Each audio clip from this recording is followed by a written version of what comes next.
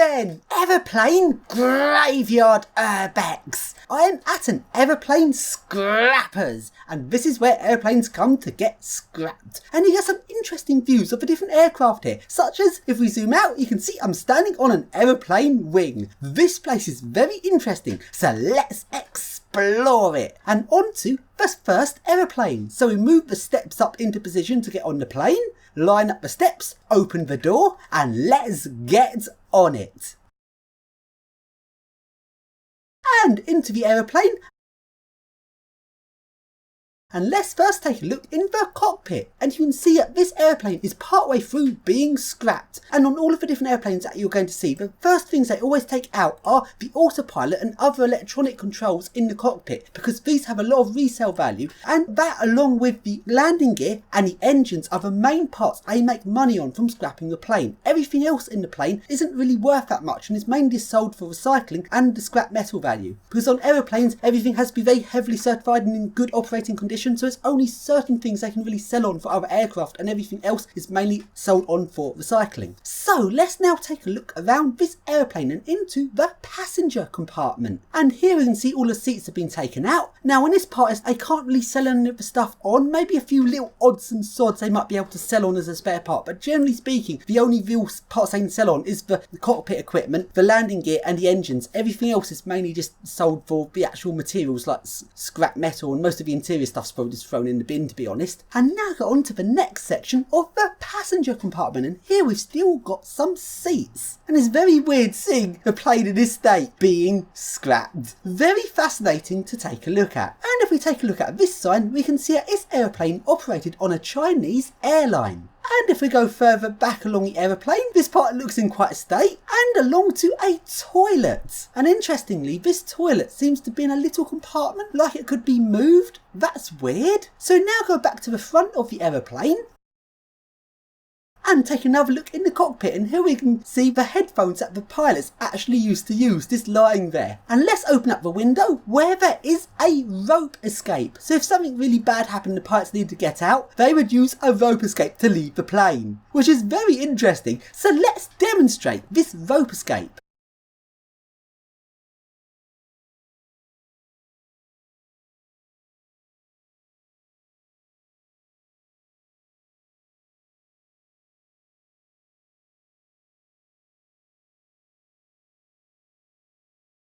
And now we go to the next aeroplane. This one has its engines removed. Actually, pretty much all the planes here had their engines removed, since the engines are one of the first things they take out. And it is very weird to see an aeroplane without an engine. So let's now take a look inside of this aeroplane. This time we're entering from the back of the plane. And inside, all of the interior has been removed. Very interesting to see a plane with the interior just empty. And we can see from the decoration how this was a Jet 2 plane. And if we take a look in the back, here is the toilet, looking very weird with a lot of the interior plastics removed. So you take a look around, and it's just so odd to see an airplane like this. And we can see the overhead panels just stacked up lying around on the floor of this aircraft. And let's take a look at one of those overhead panels.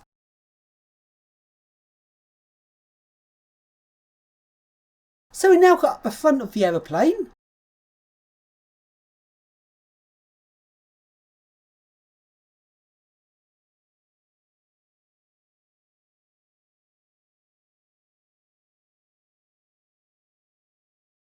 And take a look in the cockpit, and you can see that this one is also being stripped out for parts.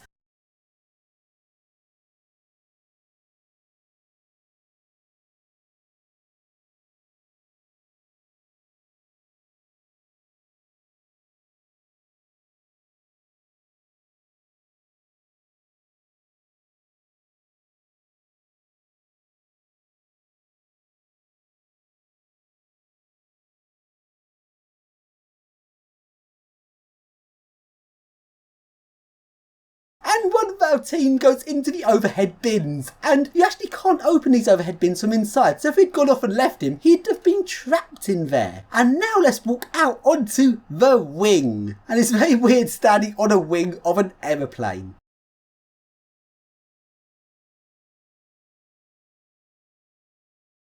And now we go to the next aeroplane, and notice that most of these aeroplanes are standing on crates where they've taken out the wheels of the plane, since the wheels are one part which they can then sell parts from, so the wheels are moved pretty much straight away, leaving the planes just standing up on crates. Very odd to see. And the next plane also has its engine removed, and having someone stand in the engine space, you can see how big these engines actually are. So we get onto the next aeroplane and go into the cockpit, and again you can see it's in the process of being scrapped.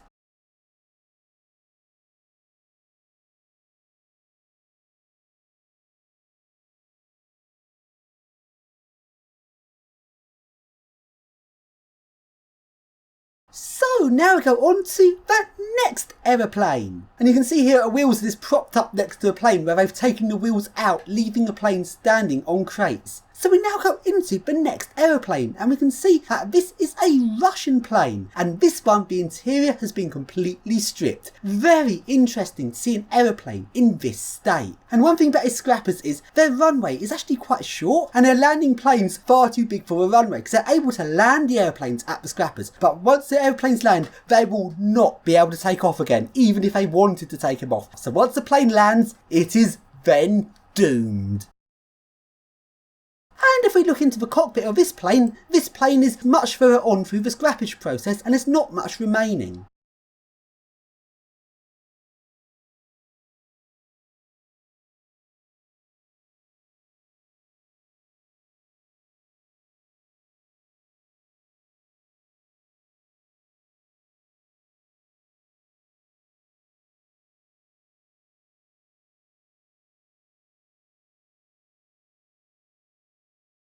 So then we now move on to the next aeroplane, and look at this, Small Planet Airlines. What a stupid name for an airline. They're a tiny company with just a handful of planes, all second hand. Their planes are quite knackered and they went bankrupt, which is not surprising. But why do they name it Small Planet? It just sounds odd. If I owned an airline, I'd name it Whack Air, and I'd have the logo as a picture of Michael O'Leary's face, the head of Ryanair, with a big boxing glove punching him, and it'd be like cutthroat capitalism, Whack Air, whacking out the competition. But to be honest, in the modern day, you can't really have small airlines. None of them are going to succeed. In the modern day capitalism, only the big airlines will win. And you can see this aeroplane's also propped up on crates. And let's take a look into the baggage hold. And let's take a look into the landing gear space.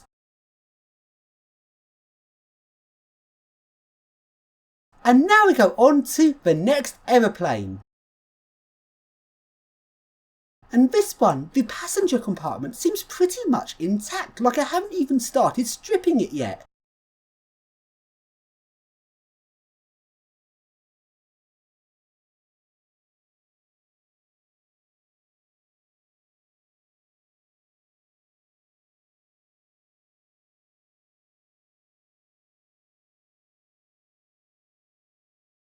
And at the front of the airplane, there is a hatch. And if we look down the hatch, this is where the main electronics are for the aeroplane.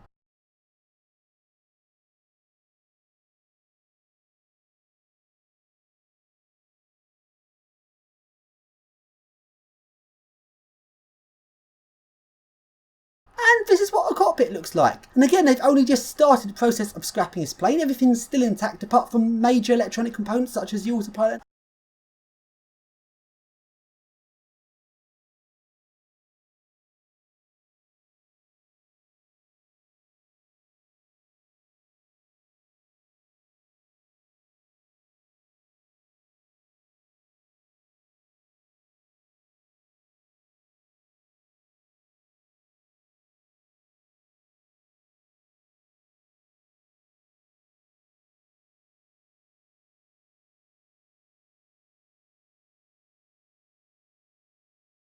And now we go to the next aeroplane. And this one you can see I've also just taken the wheels off and propped it up next to the plane.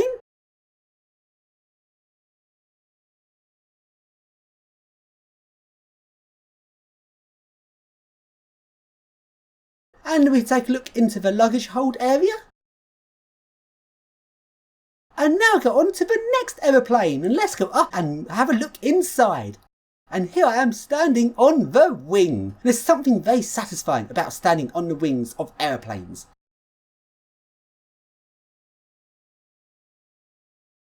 The seats have had the material removed off them, so the metal frame is just remaining, which is very odd to see. So let's now take a look in the cockpit, and this is what it looks like.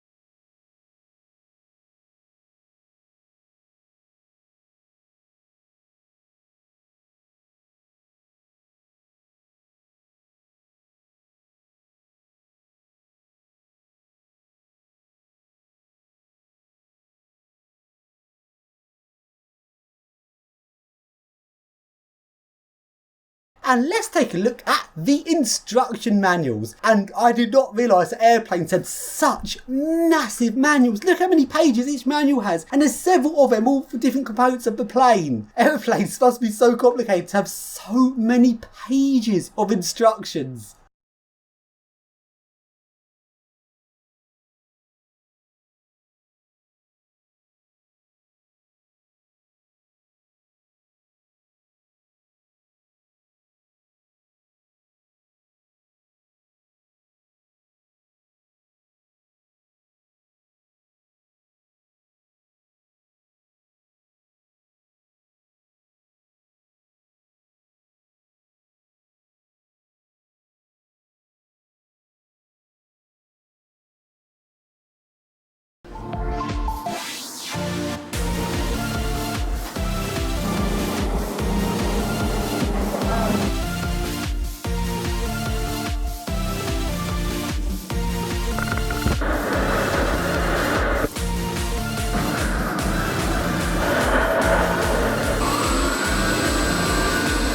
Benvenuto in casa.